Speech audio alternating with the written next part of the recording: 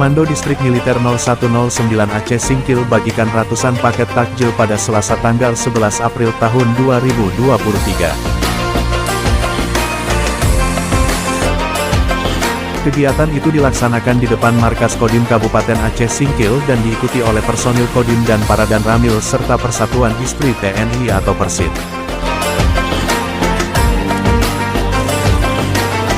Kegiatan itu sebagai wujud kepedulian terhadap sesama pada bulan suci Ramadan.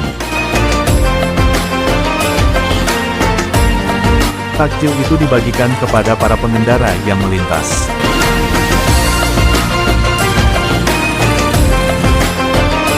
Kegiatan ini rutin dilakukan selama bulan Ramadan setiap hari Selasa dan Kamis.